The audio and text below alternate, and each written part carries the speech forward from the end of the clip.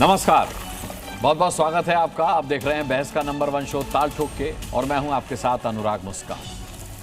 देखिए, सोमनाथ मंदिर पर हमले के 1500 साल पूरे हुए हैं और इस मौके पर पीएम ने सोमनाथ के पूरे इतिहास पर एक लेख लिखा है। पीएम मोदी ने नेहरू पर, जवाहरलाल नेहरू पर गजनवी के महिमा मंडन का आरोप लगाया है। ऐसे में बहस जरूरी है। क्यों? क्योंकि पंडित नेहरू पर आरोप है कि उन्होंने सोमनाथ मंदिर तोड़ने वाले का महिमा मंडन किया। नेहरू पर यह भी आरोप है कि उन्होंने सोमनाथ मंदिर के पुनर्निर्माण में कोई खास दिलचस्पी नहीं दिखाई। बीजेपी की ओर से लगाए जाने वाले इन आरोप को कांग्रेस हमेशा से नकारती रही। ऐसे में सवाल है कि गजनवी ने जो कुछ किया उसका बचाव क्या किसी भी हालत में मुमकिन है? क्या कोई है जो गजनवी का बचाव करे? क्या उसके बचाव को सही ठहराया जा सकता है? गजनवी अगर सिर्फ लूट के इरादे से आया तो मंदिर में तोड़फोड़ उसने क्यों की? क्या पंडित नेहरू की दिलचस्पी सोमनाथ मंदिर के पुनर्निर्माण में बिल्कुल भी नहीं थी? और भी कई सवाल हैं जो बहस के बीच से ही निकलेंगे और हम अपने मेहमानों से पूछेंगे ताल ठोक के। हमारे साथ तमाम खास मेहमान जुड़ चुके हैं, उनका परिचय कराऊं और सीधे चर्चा शुरू करूं उससे पहले एक छोटी सी रिपोर्ट देख लीजिए।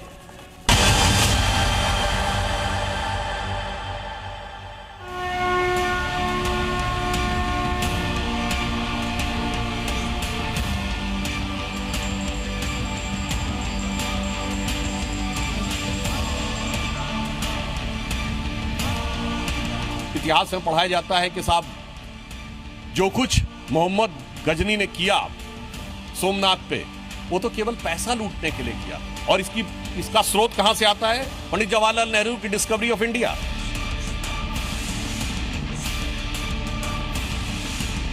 जवाहरलाल नेहरू जी कहते हैं कि महमूद गजनी कितना कला का प्रेमी था। इस देश की अस्मिता के साथ एक बहुत घिनौना मजाक किया गया।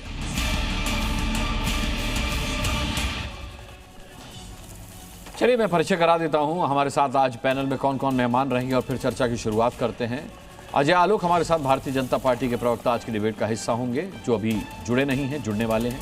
आलोक शर्मा कांग्रेस के प्रवक्ता हमारे साथ रहेंगे, जो अभी जुड़े नहीं हैं, जुड़ने वाले हैं। ऋतुराज झा आम आदमी पार्टी से भी कुछ ही पलों में आपके सामने होंगे, वो भी कुछ ही पलों में जुड़ेंगे। ए.के. वाजपेयी आरएलएम के प्रवक्ता हमारे साथ जुड़ चुके हैं, बहुत बहुत स्वागत है कि वाजपेयी साहब आपका। विजय शंकर तिवारी विश्व हिंदू परिषद से प्रवक्ता कुछ ही पलों में हमारे साथ जुड़ेंगे, अभी जुड़े नहीं हैं। और यहाँ स्टूडियो में मुमताज आलम रिजवी मेरे साथ इस्लामिक स्कॉलर मौजूद हैं। बहुत बहुत स्वागत मैं सभी का करता हूँ, जो जुड़ गए हैं उनका भी और जो नहीं जुड़े हैं उनका भी। मुमताज आलम रिजवी साहब, आज हमने सुधांशु द्विवेदी को भी सुना और हमने प्रधानमंत्री नरेंद्र मोदी का लेख भी पढ़ा। क्या टिप्पणी है आपकी कांग्रेस को लेकर के? उन्होंने जो भूमिका बखान की है, उन्होंने जिस तरीके से नेहरू जी की भूमिका के बारे में लिखा है और इस पर जिस तरीके से कांग्रेस बचाव करती आई है, इस आरोप को नकारती आई है, क्या आकलन है आपका इस पर? बहुत बहुत शुक्रिया मुस्कान जी। देखिए, बार बार नेहरू का जिक्र, बार बार कांग्रेस का जिक्र और उस पे अपनी राजनीति को समेट के रखना, मैं समझता हूँ कि अब इससे ऊपर उठना चाहिए। और देश जिन मसाइल से घिरा हुआ है। अच्छा, एक बात बताइए, जब आप कहेंगे कि ताजमहल के इतिहास की बात होगी और ये कहा जाएगा कि ताजमहल शाहजहां ने बनवाया, तो क्या मैं आपसे ये कहूं कि शाहजहां से बाहर निकलिए? अब इतिहास को कुरेदने से क्या फायदा? अब आगे की बात कीजिए कि ताजमहल तेजो महल है था या ताजमहल ही है, मतलब शाहजहां को बार बार क्यों लाते हैं? ये कहना ठीक रहेगा? मुस्कान जी, देखिए, अभी आपने जब गजनवी का जिक्र किया तो देखिए, जितने लोग, तो चंगेज खां, हम तो उज़्बेकिस्तान का हमने दौरा किया और वहाँ देखा कि मदरसों में लाशें बिछा दी थी। ये सब लुटेरे थे और उन्होंने जो लूटने का काम किया, भागने का काम, उनको कभी कोई मानता नहीं है। ठीक है, तो फिर नेहरू जी ने बचाव क्यों किया होगा? नहीं, बचाव उन्होंने क्या कहा पहले सुनिए। मैं महिमा मंडन नहीं कह रहा, मैं तो बचाव कह रहा हूँ। नहीं, बचाव, वो बचाव क्यों करेंगे? उन्होंने कहा कि कट्टर इस्लामिक सोच की वजह से मंदिर नहीं तोड़े गए, वो आक्रांता था इसीलिए तोड़े गए। हाँ, वही तो, इसमें बचाव क्या है? आप लोग भी तो आक्रांतक है, तो मंदिर क्यों तोड़े गए? अच्छा, एक बात बताइए, बाबर को आक्रांतक कह के बीजेपी वाले बचाते हैं कि हमला करते हैं? नहीं, वो कॉन्टेक्स्ट अलग है, ये कॉन्टेक्स्ट अलग है, यही चीज है। नहीं, एक बात सुनिए, अगर कई बार, सैकड़ों बार अगर एक मंदिर को तोड़ा जाता है तो क्या वो लूट के इरादे से बार बार सोमनाथ मंदिर को तोड़ रहा था? नहीं, अच्छा ये बताइए, क्यों लूट रहे थे और कोई बचा क्यों नहीं रहा था? हमें ये बताइए, क्यों लूट रहे थे? आप तो सवाल के बदले सवाल कैसे पूछा जा सकता है? पहले मेरे सवाल का जवाब तो दीजिए। ऐसा है कि कि वो तारीख का हिस्सा है। वो किस वजह से कर रहे थे नहीं कर रहे थे वो एक अलग मैटर है, लेकिन हम ये पूरी गारंटी से कह सकते हैं, दावेदारी के साथ कह सकते हैं कि उसका मजहब से कोई लेना देना नहीं। अच्छा, ठीक। मजहब से कोई लेना देना नहीं है और उनकी वजह से हिंदुस्तान में इस्लाम नहीं फैला, ये आपको भी पता है, हम भी जानते हैं। और अगर वो बार बार आ रहे थे और लूट के जा रहे थे भाई, तो वो लूट के क्यों जा रहे थे? उनको लुटेरा कहिए ना, हम आपके साथ हैं। ऐसे लोगों को लुटेरा कहिए, लेकिन वो लोग जो हिंदुस्तान में आए, हिंदुस्तान के होकर के रह गए, हिंदुस्तान की तहजीब में रच बस गए, यहाँ के लोगों के साथ घुल मिल गए, यही दफन हो गए, उनको लुटेरा कहते हो। और ये बीजेपी के लोग जो हैं बाबर से शुरुआत लुटेरा कह रहा है भाई, सल्तनत काल में जाते हैं, 1500 साल नहीं हुए। नहीं, मुस्कान जी, गजनवी को आक्रांता कहा गया है, बाप ने उसको लुटेरा कहा गया है, उसको आक्रांता कहा गया, दोनों चीजों में फर्क है भाई। नहीं, अच्छा, क्या फर्क है बताइए, हमें फर्क बता दीजिए। नहीं, क्या कह रहे हैं आप? नहीं, लुटेरा और आक्रांता में फर्क आक्रांता की रेंज बहुत व्यापक है, आक्रांता लुटेरा भी हो सकता है।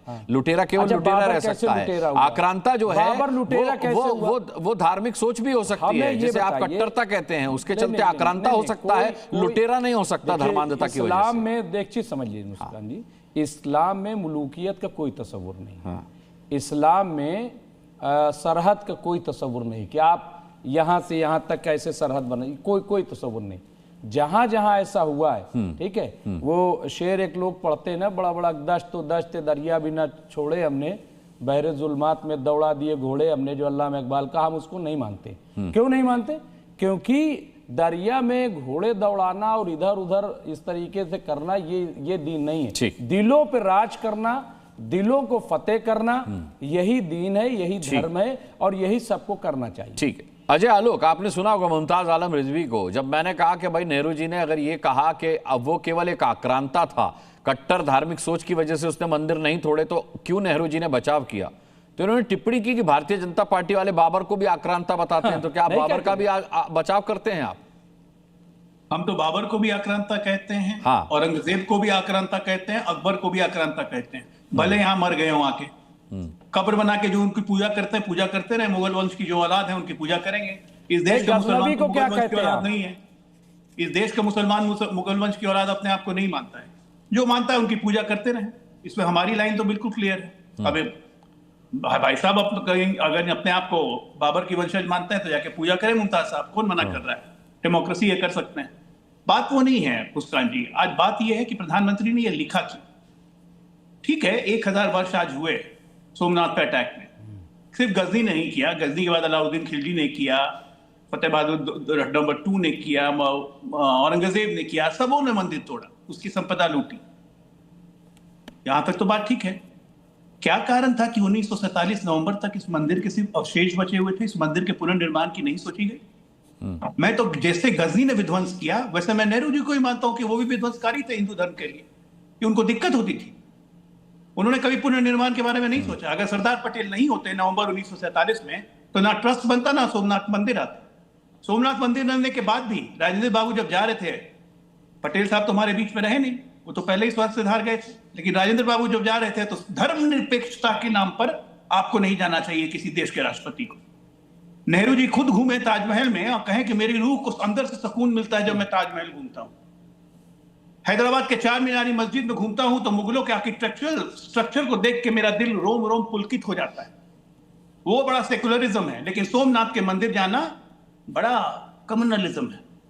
ये बात आज के जेन ज़ी को अगर नहीं बताई जाए और इतिहास के कॉलेज पढ़नों को याद नहीं किया जाए, तो आपको क्या लगता है कि भारत की धार्मिक सभ्यता, अधार्मिक संस्कृति आगे कैरी ऑन करेगी? आज के जेन ज़ी को हमारे पता नहीं है। आज इस सोमनाथ के जिक्र होने के बाद सब कोई चैट जीपीटी करेंगे, गूगल करेंगे, इतिहास पता करेंगे। जब इतिहास पता करेंगे तो इतिहास के काले सच का पता लगेगा। इसमें उछलने की क्या जरूरत है? मानिए कि आपने किया है ऐसा, एक बार नहीं किया। और ठीक है, आलोक शर्मा को लाता हूं। ठीक है आलोक शर्मा जी, साफ सवाल है अजय आलोक का कि उछलने की जरूरत क्या है? जेनजीज को एक लिंक दिया गया है, एक रेफरेंस दिया गया है, जिससे वो भी जान पाए कि इतिहास में क्या हुआ था, और इतिहास में क्या हुआ था वो दस्तावेजों में दर्ज है, उसकी सच्चाई को कोई झुटला नहीं सकता। तो इस आरोप को खारिज करने से, नकारने से, अब इसका बचाव करने से क्या हासिल होगा? इतिहास में सबसे बड़ा दस्तावेज तो कैबिनेट नोट होगा ना। जो पंडित जवाहरलाल नेहरू की कैबिनेट ने पास किया, उससे बड़ा कोई ऐतिहासिक दस्तावेज हो सकता है क्या? ये चंगू मंगू कोई भी कुछ लिख के चला गया या उसको इंटरप्रेट कर लिया, उसको इम्पोर्टेंट मांगेंगे हम, या जो कैबिनेट ने, पंडित जवाहरलाल नेहरू की कैबिनेट ने जो चीज़ पास की उसको मानेंगे? पंडित जवाहरलाल नेहरू की कैबिनेट ने उनकी अध्यक्षता में पास किया कि सोमनाथ मंदिर का जीर्णोद्धार होना चाहिए, और केवल उस समय पर कैबिनेट ने नहीं, जिस समय पर जूनागढ़ जो एरिया था, जूनागढ़ जब देश के साथ जुड़ा तो सरदार पटेल और पंडित नेहरू दोनों ने मिलकर ये वादा किया था कि हम जूनागढ़ को मिलाएंगे तो सोमनाथ मंदिर का जीर्णोद्धार करेंगे। इससे बड़ा कोई हिस्टोरिकल फैक्ट हो सकता है क्या? उसके बाद दो तीन चीजें हैं। उसके बाद पहली चीज ये है कि जब उसका इनॉग्रेशन हो रहा था तब पंडित नेहरू ने कहा कि अगर वहां पर सौराष्ट्र के जो महाराज हैं, अगर वो 5 लाख रुपए सरकारी खजाने से दे रहे हैं, आज हालत ये है कि भूखमरी है, एजुकेशन और हेल्थ के ऊपर हमें बहुत पैसा चाहिए, हम रोज लोगों को भाषण दे रहे हैं कि खर्चा कम कीजिए, और अगर सरकार एक किसी धार्मिक प्रोग्राम के इनॉग्रेशन में जाती है, मंदिर के जीर्णोद्धार का कभी किसी ने विरोध नहीं किया था। यहां तक कि महात्मा गांधी ने कहा था कि आप सरकारी पैसे से इसका जीर्णोद्धार मत कीजिए। कैबिनेट का जो अप्रूवल है, वो किसी ने पता नहीं पढ़ा है कि नहीं, पूरे पैनल के अंदर उसमें यह था कि सरकारी पैसे से मंदिर का जीर्णोद्धार होगा, और सबसे पहले साइन उसके अंदर पंडित नेहरू के हैं। लेकिन शायद उस चीज को मोदी जी कहां से पढ़ेंगे? मोदी जी तो पॉलिटिकल साइंस के विद्यार्थी हैं। एक मिनट, आ रहा हूं अजय जी, आ रहा हूं। अरे क्या बात कर रहे हैं भाई, ये मेरे पास डॉक्यूमेंट लेके बैठा हूं मैं। उसके बाद ये कहा गया कि इनॉग्रेशन के अंदर सरकार को दूर रहना चाहिए, उससे गलत इंप्रेशन जाएगा। इसमें क्या गलत था? उसके बाद भी राजेंद्र बाबू ने जब कहा कि नहीं, मैं अपनी पर्सनल कैपेसिटी में जाना चाहता हूं, मैं हमेशा मंदिरों में जाता हूं, तो पंडित नेहरू की चिट्ठी का अंश भी मेरे पास है। उन्होंने क्या कहा? उन्होंने ये कहा कि आप अगर जाना चाहते हैं तो पर्सनल कैपेसिटी में जाइए, मैं इससे आगे प्रेस नहीं करूंगा। I would not like to press my further point further. ये सेंटेंस है उनका कि मैं इसके आगे आपसे कुछ नहीं कहूंगा, आप जाना चाहते हैं जाइए। तो ये डिपेंड करता है कि उस समय पर बड़े बड़े पद के जो लोग थे वो भी आपस में कितने सामंजस्य के साथ चीजों को सॉल्व करते थे। और आज दुर्भाग्य यह है कि मोदी जी चीजों को तोड़ मरोड़ के आज भी हिंदू मुसलमान करना चाहते हैं। बाबर आक्रांता था, औरंगजेब था, फलाना था, भाई सारे आक्रांता था, क्या अंग्रेज नहीं थे क्या? अंग्रेजों का नाम नहीं लेते क्योंकि अंग्रेजों के तो पिट्ठू रहे। अंग्रेजों ने डिवाइड एंड रूल सिखाया, वो सीख के बैठे। कोई बीजेपी का लीडर अंग्रेजों को नहीं कोसता है। अरे अंग्रेजों ने तो हमारे हिंदू साधुओं को पैर बांध के और चोटी बांध के पेड़ों पे लटका दिया। अंग्रेजों ने कितना दोहन किया वो किसी को याद नहीं। ठीक है, उनके बारे में एक शब्द नहीं बोले। ठीक है, अब आपके सवाल पर जवाब से तो फ्री ट्रेड डील करेंगे। एक मिनट मैं अंतिम बात कहना चाहूंगा। मेरे पास कैबिनेट का डिसीजन का नोट भी है और के.एम. मुंशी की बुक जो उस समय पर लिखी गई उसके अंश भी हैं। लेकिन दुर्भाग्य यह है कि आज अयोध्या में जो बीजेपी ने लूट मचाई है जमीनों की, वो उसका कौन जिम्मेदार है? वो उसके ऊपर मोदी जी एक शब्द नहीं बोलेंगे। केदारनाथ में सैकड़ों किला सोना इनकी दोनों जगह डबल इंजन की सरकार रहते हुए वहां से गायब हो गया। उस पर ना आरएसएस बोलेगी ना मोदी जी बोलेंगे। वहां पर 1000 पहले कब लूट हुई थी उसका हिसाब मांग रहे हैं सबसे। ना कांग्रेस थी ना बीजेपी थी। ठीक है, हम तो पूछ रहे केदारनाथ का हिसाब कब दोगे? आलोक जी आपका सवाल। अरे भैया, अयोध्या में जो जमीन की लूट हुई जिसमें साफ कहा योगी आदित्यनाथ ने कि मैं इस आदमी को नहीं आने दूंगा, ये जमीन का लुटेरा है, उसके ऊपर कोई एक्शन नहीं होगा। ठीक है, ये हिपोक्रेसी है। ठीक है अजय, गुमराह करने का आप कह रहे हैं कि आलोक शर्मा झूठ बोल रहे हैं, वो तमाम तथ्यों को लेकर के बैठे हुए हैं, कैबिनेट का डिसीजन लेकर के बैठे हुए, उसके कागज लेकर के बैठे हुए हैं, तमाम सारे कागज उनके पास हैं, वो तथ्यों पर बात कर रहे हैं, फिर कैसे वो झूठे हो गए? और फिर अगर लूट की बात चली है तो फिर वो अयोध्या की लूट भी याद दिला रहे हैं। बिल्कुल बिल्कुल, एक एक करके आते हैं। इन्होंने कहा कि अंग्रेजों को नहीं कोसते हैं भारतीय जनता पार्टी वाले। लगता है आलोक जी का लगता है कुछ कान वान गड़बड़ा गया है, क्योंकि भारतीय जनता पार्टी के लोग तो एओ ह्यूम से लेके सोनिया गांधी लगातार कोसते ही रहते हैं। अंग्रेजों को कोसते कैसे नहीं? आज भी अंग्रेजों की पार्टी है, मत भूलिए। इसलिए हम लोग कोसते ही रहेंगे, जीवन भर कोसेंगे और आपको सुनना पड़ेगा। दूसरा, इनका कॉन्ट्रडिक्शन देखिए। ये कह रहे हैं कि कैबिनेट नोट में पास किया नेहरू जी ने कि सरकारी पैसे से जीर्णोद्धार हो। अगर ऐसा था तब तो मंदिर सरकारी प्रॉपर्टी हो गई, तब तो फिर राजेंद्र बाबू को मना करने का कोई औचित्य नहीं था। तब तो फिर ट्रस्ट जो बनाया गया सोमनाथ ट्रस्ट जो बना क्या वो सरकार ने बनाया था? सोमनाथ मंदिर ट्रस्ट एक अलग से के.एम. मुंशी और सरदार पटेल की अध्यक्षता में बना था। सरकार का इससे कोई लेना देना नहीं था, 1 रुपए सरकारी पैसे नहीं लगे थे, इसलिए झूठ मत बोलिए। नेहरू जी की कभी इच्छा नहीं थी, डिस्कवरी ऑफ इंडिया में उन्होंने लिखा था, मैं उत्तर देता हूं, I wanted this temple to remain as an architectural and archaeological heritage.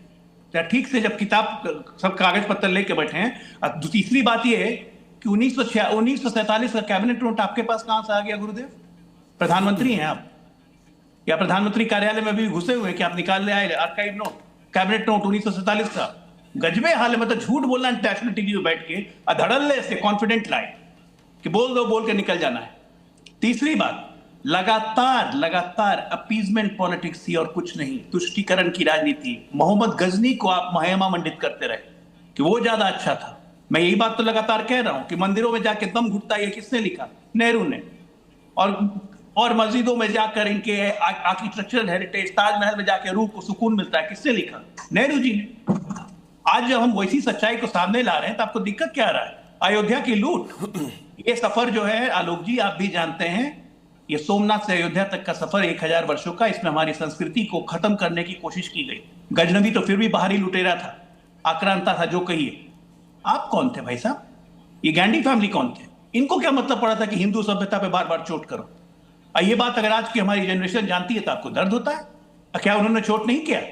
लगातार चोट पे चोट किए। राम मंदिर का वजूद मानने से मना किया, कोर्ट में एफिडेविट दे दिया कि राम है ही नहीं। आप पूरा भाषण नहीं करवाएंगे क्या? मैं फैक्ट्स रख देता हूं। इलेक्शन में आपसे काम बोल रहे हैं, मैं इसके बाद आप ही को ला रहा हूं। अनुराग जी, मैं इसके बाद आलोक जी आप ही को ला रहा हूं। मैं ये कह रहा हूं कि लगातार हिंदू सभ्यता पे आप करते रहे क्योंकि आपको कुछ करना था। और दूसरी और अंतिम सच्चाई, प्रधानमंत्री बनने की चाहत में आपने देश के टुकड़े किए। क्या बनाया? इस्लामिक मुल्क। ठीक है, भारत को सेक्युलर क्यों बना दिया? ये तुष्टीकरण नीति तो क्या थी? जब धार्मिक आधार पे आप विभाजन कर रहे थे, काउंटर आलोक जी से ले लेता हूं और उसके बाद आगे बढ़ता हूं। बाकी मेहमान भी इंतजार कर रहे हैं अपनी बारी का। आलोक विभाजन कर रहे थे, दो इस्लामिक मुल्क बना दिया आपने। उसके बाद आप कहते हैं कि तुष्टीकरण सेक्युलर बन गया। इनको देखिए, एंटायर पॉलिटिकल साइंस के लोग हैं, इनको हिंदू मुसलमान करने से अलावा और कोई काम नहीं है इनके पास। ना काम आप मैं पढ़ देता हूं। द कैबिनेट, अरे भाई सुनो ना यार, मानक मुस्कान जी इनको बंद करो ना यार। ठीक है, ये कौन सा तरीका? अजय आलोक सुन लेते हैं। अजय आलोक, बाकी मेहमान भी हैं, मैं आपके बीच 1 to 1 आपके बीच 1 to 1 नहीं हो रहा है। आलोक जी को काउंटर दे लेने दीजिए, फिर मैं आगे सुनिए जरा एक बार। मैं सेंटेंस, एग्जैक्ट सेंटेंस कोट कर देता हूं। The cabinet presiding Jawaharlal Nehru, the prime minister, decided to reconstruct the Somnath temple at government cost. ये सेंटेंस वहीं से पढ़ रहा हूं मैं। उसके बाद पैसा, महात्मा गांधी ने मना किया कि हमें सरकारी पैसा नहीं लगाना चाहिए। महात्मा गांधी को कोई गाली नहीं देता है बीजेपी का आदमी। क्यों? क्योंकि बापू को तो सर पे बैठाना है, गुजरात का चुनाव आगे है। पंडित नेहरू से इतने डरते हैं ये लोग। एक मिनट सुनिए भाई जरा, अरे सुनो ना यार, आपने महात्मा गांधी के पुतले भी फूके, आपने महात्मा गांधी की हत्या भी की है। आप लोग महात्मा गांधी के हत्यारे हो, लेकिन आज महात्मा गांधी जी का वोट के लिए इस्तेमाल करना है, इसलिए आप पंडित नेहरू के ऊपर केवल अटैक करो। यार देखिए, मैं अनुराग में चुप हो जाता हूं भाई। नहीं, अनुराग इनको अजय आलोक रुकिए। आलोक शर्मा जी बात पूरी कीजिए। देखिए, दिक्कत यह है कि सेलेक्टिव चीजों को लेकर अपना केवल हिंदू मुसलमान का एजेंडा चलाना है। देश जाए भाड़ में, सब कुछ अडानी को दे देंगे। ये इससे बड़ी लूट कोई नहीं है कि सब कुछ अडानी को जिस तरह से जा रहा है। अरे 92 रुपए का डॉलर हो गया, प्रधानमंत्री चुप बैठे हैं। बांग्लादेश में हिंदू अगर मर रहे हैं तो प्रधानमंत्री चुप बैठे हैं। प्रधानमंत्री क्यों नहीं बोलते हैं कुछ भी? लेकिन यहां पर हिंदू मुसलमान करना है। महात्मा गांधी ने मना किया कि सरकारी पैसा नहीं लगना चाहिए, लेकिन आज तक बीजेपी के एक लीडर ने नहीं कहा कि महात्मा गांधी ने गलत किया है। पंडित नेहरू की कैबिनेट ने तो कहा कि सरकारी पैसे से बना लीजिए, मुझे कोई आपत्ति नहीं, लेकिन बापू ने मना किया, उसके ऊपर कोई सवाल नहीं उठाएगा। और बापू के एडवाइस को सरदार पटेल ने माना कि नहीं, सरकार का पैसा नहीं लगना चाहिए। ये सरदार पटेल के सेंटेंस हैं, सरदार पटेल पे कोई सवाल नहीं उठाएगा। कारण क्या है कि पंडित नेहरू इनको खटकते हैं। पंडित नेहरू का कद आज भी इतना ऊंचा है कि ये उससे कंपीट नहीं कर पाते, इसलिए सरदार पटेल और बापू को कुछ ना कहकर महात्मा गांधी ने आज इन दोनों के ऊपर अटैक नहीं किया है, केवल और केवल पंडित नेहरू पर किया है। अरे मैंने 2 सवाल पूछे, जो अयोध्या में जमीन के घोटाले हो रहे हैं, मैं इतनी बड़ी प्रेस कॉन्फ्रेंस करके आया था, सरकारी लूट है। 6 लाख रुपए बिस्सा जमीन लेके 1,81,00,000 बिस्सा, 1,81,00,000। अरे भाई न्यायालय तुम्हारे हैं भाई, कर देना था खाली प्रेस कॉन्फ्रेंस। न्यायालय में कौन जज बैठे हैं सबको नहीं पता क्या? चीफ जस्टिस ऑफ इंडिया को जूता मार रहे हैं आप लोग। आप न्यायालय की बात करेंगे? ठीक है, ये आरएसएस और वीएचपी के लोग। ठीक है, 20 मिनट हो गया 1-2-1 होते हुए, 20 मिनट हो गया सर। आप कौन तिवारी है भाई? दिक्कत यही है ना मुस्कान जी, देखिए सच्चाई को जब सामने आती है तो इनको सच्चाई नहीं, आपको जज भी, जज कौन बैठा हुआ है भाई? ये कौन बैठा है? आज चीफ जस्टिस ऑफ इंडिया, अरे भाई चीफ जस्टिस ऑफ इंडिया को, अरे भाई मैक्सिमम लोग आरएसएस बैकग्राउंड के बैठे हैं। अरे भाई जाके इटली जाके चुनाव लड़िए ना, फिर आप क्या करिएगा यहाँ पे? आरएसएस की चिट्ठी नहीं जारी तो कॉलेजियम जो नाम सच्चाई नहीं है क्या? वाजपेयी साहब, आप किसी जुडिशियल आप भी बात कर लीजिए जाकर। अच्छा ठीक है, आलोक शर्मा जी किसी को छोड़ा नहीं, बाकी मेहमान भी हैं, उनका सम्मान कीजिए। जूता मारने वाली विचारधारा, बातों को सीने में गोले मारने वाली विचारधारा, बाकी मेहमानों का भी सम्मान कीजिए। ए के वाजपेयी साहब वाली विचारधारा। अच्छा ठीक है, ए के वाजपेयी साहब, क्या आपको भी लगता है कि नेहरू जी ने गजनवी के जिहाद को, उसके ऊपर कोई बात नहीं करता है, लूटपाट का नाम देकर के उसका बचाव किया? भाई जो डिस्कवरी ऑफ इंडिया किताब लिखी है नेहरू जी ने, उसमें जो लिखा गया है उसमें बड़े होशियारी तरीके से बचाव तो किया है। अब आप ये कहेंगे कि it's a matter of interpretation, लेकिन इंटरप्रिटेशन भी उस वक्त के जो फैक्ट्स हैं उसी से उनको तोला जाएगा, उसी से उनको नापा जाएगा। क्या हो गया, क्या हो गया? तो हम ये कह रहे हैं कि नेहरू जी का इतिहास सबको मालूम है। क्या तुष्टीकरण नहीं की गई थी? क्या सनातन धर्म से दूरियां नहीं बनाई गई थी? क्या ये बात सही नहीं है कि राजेंद्र बाबू को उन्होंने रोका था एक तरीके से? क्या ये बात सही नहीं है कि निर्माण से जो रिकंस्ट्रक्शन वहां पे हुई उससे नेहरू जी खुश नहीं थे? इन चीजों को कौन डिनाई करेगा? अब आप वाई वर्च्यू ऑफ इंटरप्रिटेशन उसको सही ठहराना चाहे तो फिर क्या ये सच नहीं है कि नेहरू जी पुनर्निर्माण कराना चाहते थे सोमनाथ टेम्पल का? ए के वाजपेयी, क्या ये झूठ है कि वो सरकारी पैसे से उसका पुनर्निर्माण कराना चाहते थे? देखिए उसमें क्या वो कैबिनेट नोट झूठा है जो आलोक शर्मा दिखा रहे हैं? पूरे मंत्री हो नहीं, सरदार पटेल ने उसको परसुएट करके बाकायदा उस प्रस्ताव को कैबिनेट में अप्रूव करवाया था। यह भी तथ्य है, इस तथ्य को झुटलाना नहीं चाहिए। भाई एक बात बताइए मेरे को, ये अभी जो राम मंदिर बना है इसका इनविटेशन इनको प्राण प्रतिष्ठा का गया था कांग्रेस को, इन्होंने रिजेक्ट कर दिया था बकायदा। कोई उस राम मंदिर के प्राण प्रतिष्ठा में नहीं किया है, और आप ये आरोप लगाए जा रहे हैं कि हमने प्रेस कॉन्फ्रेंस कर दी उसमें लूट हो गई। कितना भव्य मंदिर टाइमली बन के खड़ा हो गया है और करोड़ों लोग वहां दर्शन के लिए जाते हैं, तो ये आस्था का विषय तो है ना। आप तुष्टीकरण की तरफ क्यों चले जाएंगे? आप गजनवी की वकालत क्यों करेंगे? आप मुगल्स की आक्रांताओं की वकालत क्यों करेंगे? ये हमको समझ नहीं आता। देखिए ये सनातनी लोगों को ये चीजें ठीक नहीं लगती। उत्तर दूं? सेकुलर होना अलग बात है, लेकिन सेकुलर के नाम पे तुष्टीकरण करना ये खतरनाक पॉलिसी होती है, ये खतरनाक पॉलिसी है। और अब समय आ गया है कि इसकी बैलेंसिंग की जाए, दोनों चीजों को सही तरीके से नापा तोला जाएगा। खाली सेकुलर के नाम पे तुष्टीकरण बिल्कुल इजाजत नहीं दी जाएगी। ये यंग जनरेशन भी समझ रही है इस बात। मेरा बड़ा मत साफ है। ठीक है, ऋतुराज झा, क्या सेक्युलरिज्म के नाम पर तुष्टीकरण किया है कांग्रेस ने? जिस तरीके से नेहरू पर हमला बोला है आज भारतीय जनता पार्टी ने प्रधानमंत्री के लेख के बाद, आपको लगता है कि यह प्रसंग आना चाहिए? जैसे अजय आलोक कह रहे हैं कि हाँ, क्यों नहीं आना चाहिए? आज की जनरेशन को पता होना चाहिए कि इतिहास में क्या हुआ है। इतिहास के कुछ तथ्य हालांकि आलोक शर्मा ने भी रखे हैं। जी, नेहरू जी को इस दुनिया से गए हुए लगभग 65 साल से भी ज्यादा हो गया है, लेकिन इतना तो शायद नेहरू जी के परिवार के लोग भी उनको याद नहीं करते होंगे जितना भाजपा याद करती है। दरअसल ये लोग एंटायर पॉलिटिकल साइंस वाले लोग हैं, ये लोग व्हाट्सएप यूनिवर्सिटी से आने वाले लोग हैं। इन लोगों को हर समस्या के पीछे या तो नेहरू जी नजर आते हैं या अरविंद केजरीवाल जी नजर आते हैं। ये वही लोग हैं जो बिहार के चुनाव में तक्षशिला यूनिवर्सिटी खोल देते हैं, और ये वही लोग हैं जो न जाने कहां की बात करते हैं।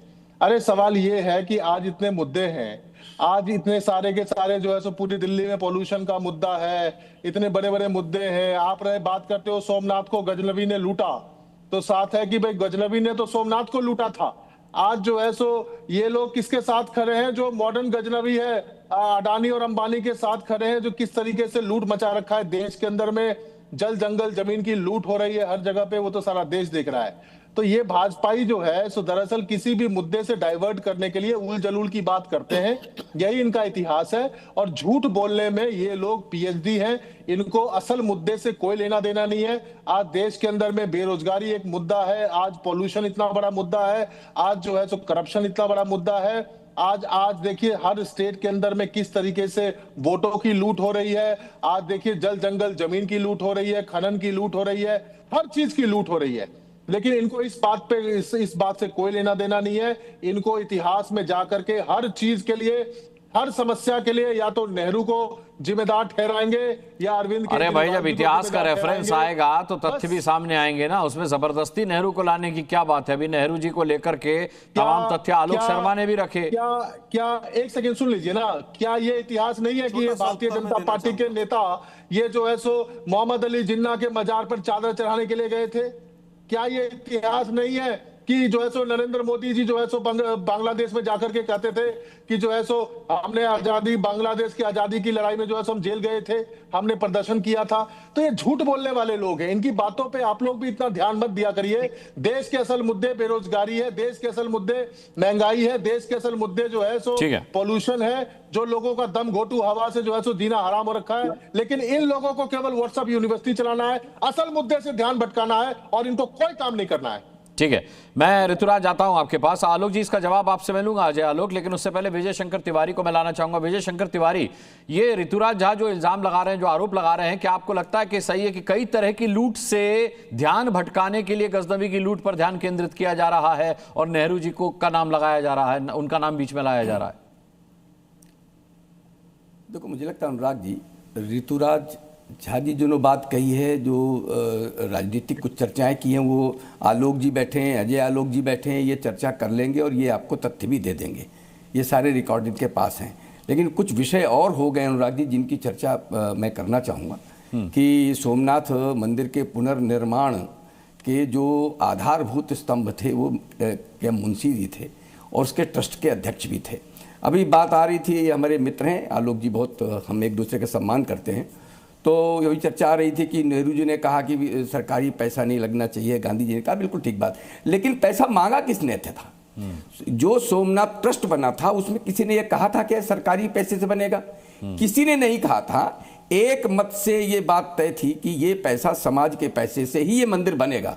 तो ये दोनों बातें आने कोई कारण नहीं है। और दूसरी बात यह है कि हमारे आलोक जी ने कहा कि अयोध्या में बड़ी लूट हुई है और उसके लिए कोई नहीं कहता। मैं आलोक जी मित्र से कहना चाहूँगा कि जलीकट्टू पर आप तुरंत कोर्ट पहुँच जाते हैं और वो तीस्ता सीतलवाड़ की जमानत के लिए आपके वकील कोर्ट पहुँच जाते हैं, छोटी छोटी बातों पर आप कोर्ट पहुँच जाते हैं। इतना बड़ा कांड हो गया अयोध्या में, अभी तक आप कोर्ट क्यों नहीं गए? कोर्ट जाइए ना, वहाँ से मिलेगा सब कुछ। और दूसरी बात, जहाँ तक बात राष्ट्रपति जी हैं या चाहे प्रधानमंत्री जी हैं, संवैधानिक पदों पर बैठे हैं, इनको किसी विशेष धर्म के लिए नहीं करना चाहिए, ये संविधानगत है, लेकिन व्यक्तिगत अपना जो आस्था है उसको प्रकटीकरण कर सकता है। तो ये राष्ट्रपति भवन में स्टार पार्टियां होती थीं, ये कौन सा सेकुलर का प्रतिरूप थी? ये उत्तर तो आएगा ना। और एक अंतिम बात मैं कहूँगा अनुराग जी, लोग बड़े बड़े लोग बैठे हैं बात करने के लिए, कि मोहम्मद बिन कासिम से लेकर जितने भी आए वो क्या करने आए? जहाँ पर लूटपाट के लिए कुछ था उसको लूटा, और जहाँ लूटपाट के लिए तो वहाँ तोड़ा भी। और सोमनाथ मंदिर में अगर वो लूटने आया था तो एक लूटने वाला वहाँ तोड़ने के लिए नहीं आता है। उसने मूर्तियों का, प्रतिमाओं का भंजन क्यों किया? इसलिए किया कि वो अपना उद्देश्य लेके आया था, अपना एजेंडा लेकर के आया था, वो भी पूरा किया। और जितने इस्लामिक इस प्रकार के दुर्दांत लुटेरे और आतंक ये आतताई हुए हैं, चाहे बाबर हो, चाहे वो तुम्हारा औरंगजेब हो, इन सब ने क्या किया है भाई? ये इस्लाम के विस्तार के लिए अपना काम किया, हिंदुओं को प्रताड़ित किया, वहां धर्मांतरण कराया, मंदिरों में लूटपाट की, प्रतिमाओं को तोड़ा, और जहां पर संपदा थी उसको लूटा।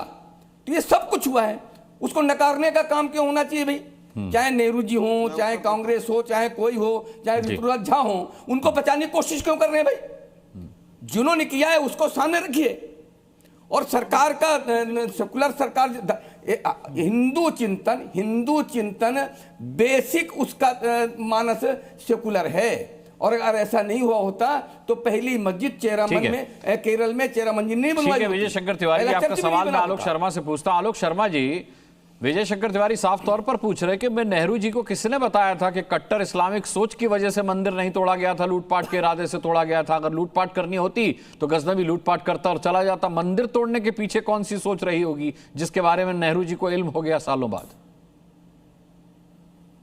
देखिए, मुझे लगता है कि डिस्कवरी ऑफ इंडिया एक बुक है, उसके इंटरप्रिटेशंस बहुत हो सकते हैं, लेकिन जिस KM मुंशी साहब का जो जिक्र अभी पंडित जी ने किया है, वो उसमें एक चैप्टर है, बुक का नाम है पिलग्रिमेज टू फ्रीडम, 1902 से लेकर 1950 तक का KM मुंशी साहब की पुस्तक है। उसका एक उद्धरण है 5th पॉइंट पे, द सोमनाथ अफेयर। वो स्वयं KM मुंशी साहब लिख रहे हैं, the cabinet Jawaharlal Nehru presiding decided to reconstruct the temple at government cost. ये KM मुंशी साहब की पुस्तक का भी उदाहरण मैं ले आया हूं, क्योंकि कैबिनेट मीटिंग में डिसाइड हुआ था। उन्होंने एज इट इज अपनी किताब में भी लिखा है। अब ये कह रहे हैं साहब किसने कहा था? ये कहा इसलिए गया था कि जब जूनागढ़ को भारत के साथ रियासत के तौर पे जोड़ा गया तो जनता से वादा किया गया था, और जनता से वादा करने वाले दो लोग थे, पंडित नेहरू और सरदार पटेल। लेकिन महात्मा गांधी ने इसका विरोध किया, but Gandhi ji advise Sardar not to have the temple reconstructed at government cost and suggested that sufficient money should be collected from the people for this purpose. Sardar accepted this advice. ये KM मुंशी साहब की पुस्तक का ही उदाहरण है। इससे बड़े फैक्ट्स नहीं हो सकते हैं, लेकिन दुर्भाग्य ये है कि ये कह रहे हैं कि साहब आप कोर्ट क्यों नहीं गए अयोध्या के ऊपर। ये मेरे प्रेस कॉन्फ्रेंस के 50 न्यूज़पेपर की कटिंग्स हैं कि किस तरह से अयोध्या में जमीन की लूट हुई है और आवास विकास ने लूट की कि 1906 का जो कानून था उसके आधार पर, अंग्रेजों के टाइम के कानून के आधार पर जिस तरह से अधिकरण हुआ, और ये केस हाई कोर्ट इलाहाबाद और सुप्रीम कोर्ट दोनों में पेंडिंग है। लेकिन दुर्भाग्य है कि किसी जज की शायद अब बहुत हिम्मत नहीं बची होगी कि इस तरह के मुद्दों को उठाया जाए। आजकल तो जिस तरह के निर्णय आ रहे हैं, राहुल गांधी का जो निर्णय अहमदाबाद हाई कोर्ट का आया था वो पूरे देश ने देखा था। ठीक है, अभी भी कुछ दिन पहले और निर्णय भी आए हैं। फिर मैं समझता हूं कि एक मिनट अंतिम बात कहना चाहूंगा, मैं एक मिनट अंतिम बात कहना चाहूंगा। देखिए, पर्सनल कैपेसिटी की बात KM मुंशी ने भी कही। पर्सनल कैपेसिटी में कोई भी जा सकता है। विजय शंकर तिवारी जी, आप आलोक शर्मा जी की बात पर कुछ टिप्पणी करना चाह रहे थे? मेरी थोड़ी सी बात पूरी हो जाने दीजिए। आलोक जी को अपना काल याद आ गया। हाँ करिए, बिल्कुल आलोक जी बोलिए। नहीं, मेरी थोड़ी सी बात पूरी हो जाने। अच्छा आलोक जी, मैं केवल ये कहना चाहूंगा कि हसदेव के जंगल अडानी को दे दिए गए। स्मृति ईरानी का बयान सबको याद होगा, संसद में कहा था कि ये तो बिल्कुल नहीं दिए जाने चाहिए, कटने नहीं चाहिए। उसके बाद सरकार बदल गई तो सब कुछ बदल गया। अरावली पर क्या हुआ, पूरे देश ने देखा। कौन सी लूट रोकी? लोकतंत्र की लूट हो रही है। अरे आपने तो पीने के पानी की लूट मचा रखी है भाई। पीने के पानी में सीवर का पानी मिला के बच्चे मर रहे हैं, और आप लोग कह रहे हैं कि लूट से अच्छा आपने जोड़ा है आलोक जी इसको। अरे भाई GST, एक मिनट भाई, एक मिनट। आज मोदी जी ने सोमनाथ के संकल्प की भी बात की है, समृद्धि की बात की है। क्या यही समृद्धि है कि पीने के पानी में 122 देशों के सर्वे में हम 120वें नंबर पर हैं? क्या यही सोमनाथ का संकल्प है? आप कहते हैं कि साहब पढ़ाई, दूध, दही, हर चीज पर टैक्स लगा के तो सरकार लूट रही है। ये लुटेरी सरकार है। अरे आप तो RSS वाले तो पूरे लोकतंत्र को लूट रहे हैं। RSS वाले तो पूरी संस्थाओं को। महंगाई तो नहीं है आलोक जी, प्याज और टमाटर के बढ़ते दाम सरकार गिरा देते हैं। 1000 साल पहले किया था, उसकी चिंता है इन लोगों को। ठीक है, मैं समझ गया। अब विजय शंकर तिवारी आपकी टिप्पणी और फिर अजय आलोक का जवाब। नहीं, मैं तो केवल इतना कहना चाहूँगा कि आलोक जी को वो इंदिरा जी के समय याद आ गया, जब कैसे कैसे न्यायालयों को धता बताया गया और कैसे कैसे स्वयं बचने के लिए कानून बनाया गया, वो इनको याद आ गया होगा। और दूसरी बात ये कि अभी तक हमने कहा ना, अयोध्या में कौन सा निर्णय ऐसा आपके पास आ गया है? उन्होंने कहा नहीं, अब जजों की क्षमता ही नहीं बची कुछ निर्णय करने की। यही कहा इन्होंने, यानी सीधे उस न्यायाधीश पर क्वेश्चन मार्क खड़ा कर दिया कि अब उसके पास क्षमता ही नहीं बची है। आलोक जी देखो आप, मैं फिर कह रहा हूँ, हाँ, मैं एक सच्चाई कह रहा हूँ, बिल्कुल न्यायाधीश डर रहे हैं, ठीक कह रहे हैं, न्यायाधीश फैसला देने से डर रहे हैं। आलोक जी अब सरकार के खिलाफ फैसला नहीं दिया जाता। ठीक है आलोक जी, सुन लीजिए, समय कम है, मुझे आलोक का भी जवाब बोल रहे थे मैं चुप हो गया था। आलोक जी आप बोल रहे थे मैं चुप हो गया था। नोटों के बंडल, आलोक जी आप बोल रहे थे मैं चुप हो गया, कुछ नहीं होता है। आलोक जी आप बोल रहे थे मैं चुप हो गया था, तो नोटों मैं उस विषय पर मेरे पास कहने के लिए बहुत कुछ है आलोक जी, लेकिन मैं उसमें नहीं बोलूंगा क्योंकि मेरा विषय नहीं है वो। आप लोगों के विषय चर्चा करिए, मैं केवल अयोध्या का विषय बात कर रहा था, उस पर चर्चा कर रहा था। और दूसरी बात आपने कही कि ये लोग आरएसएस वाले और ये सब अंग्रेजों का नाम क्यों नहीं लिया, तो भाई आप स्वयं विचार कर लीजिए, कांग्रेस पार्टी की स्थापना किसने की थी आलोक जी? उन्होंने आपके देश, समय कम है, अजय आलोक का जवाब लेना जरूरी है। ठीक है अजय आलोक। दूसरा एक मिनट अनुराग जी, एक मिनट अनुराग जी, वीर सावरकर कितने जन्मों का कारावास भोगने के लिए गए? कौन सा कांग्रेस का नेता वहां गया भाई? अगर वो अंग्रेजों के पिट्ठू होते तो वो आजीवन कारावास भोगने अंडमान नहीं जाते, वहां नेहरू जी होते, लेकिन नेहरू जी यहाँ थे। ठीक है अजय आलोक, एक छोटी टिप्पणी। आप खूब पढ़ते भी, मुझे पता है। अजय आलोक, सबसे पहले निवेदन करना चाहूंगा, अयोध्या और अमरनाथ पे बोले, केदारनाथ पे। ठीक है, अरे रुकिए अजय आलोक बोल रहे हैं, अभी अजय आलोक बोल रहे हैं। मैं बोलूंगा आलोक जी, आप चिंता मत कीजिए कि मैं क्या बोलूंगा। ये राहुल गांधी की आदत सीखने की जरूरत नहीं है कि मैं क्या बोलूंगा ये आप तय करें। इतना जोर से डांट खाई थी संसद में, तभी आप दिखते नहीं है, दिक्कत ही नहीं सुनेंगे। आपके हिसाब से लाइन नहीं चलेगी। अब सुनिए, आप शांति से सुनिए विचार। अजय जी संक्षिप्त में खत्म कीजिए, हम ओवर हो चुके हैं। सबसे पहले नरेंद्र मोदी तेली के विचार नहीं सुनेंगे अब। अच्छा ठीक है, मुझे लगता नहीं है कि अजय आलोक को जवाब देने दिया जाएगा, लेकिन आज की डिबेट की सबसे अच्छी बात यह है कि जो कुछ भी तथ्य हैं वो इतिहास के पन्नों में दर्ज हैं। अजय आलोक, मुझे लगता है कि आप जो सफाई देना चाहते हैं वो इतिहास के पन्नों में दर्ज है, और जिस जेनजी को आप संबोधित करना चाहते हैं ना, मैं एक ही बात कहना चाहता हूं। मैं एक बात, अनुराग जी एक बात कह के बात खत्म कर दूंगा। हाँ, मैं चाह रहा हूं आपके दर्शक आज गूगल और चैट जीपीटी करें और उसमें लिखें अली का पंजा, बस ये लिखें अली का पंजा, कांग्रेस की तुष्टीकरण सब सामने आ जाएगी। 77 के पहले की कांग्रेस गायब बछड़ा होती थी। 77 में इंदिरा गांधी को नया निशान चाहिए था और मुसलमानों के तुष्टीकरण के लिए अली का पंजा, उस वक्त का नारा था इमरजेंसी का, अली का पंजा, अली की शान, इंदिरा जी का यही निशान। ये इतने बड़े मुस्लिम तुष्टीकरण के हीरो। मैं 2 मिनट ओवर जा चुका हूं, मैं माफ कीजिएगा मुमताज भाई, मैं 2 मिनट ओवर जा चुका हूं, इस पर हम फिर किसी और दिन बैठ लेंगे। लेकिन आज बिना किसी भूमिका के मैं सभी का बहुत बहुत धन्यवाद करना चाहूंगा। आप दर्शकों का भी बहुत धन्यवाद। कल शाम 5 बजे फिर किसी मुद्दे के साथ ठोकेंगे ताल, पूछेंगे सवाल। तब तक के लिए अपना बहुत बहुत ख्याल रखिएगा। मुझे भी के लिए इजाजत दीजिए, नमस्कार।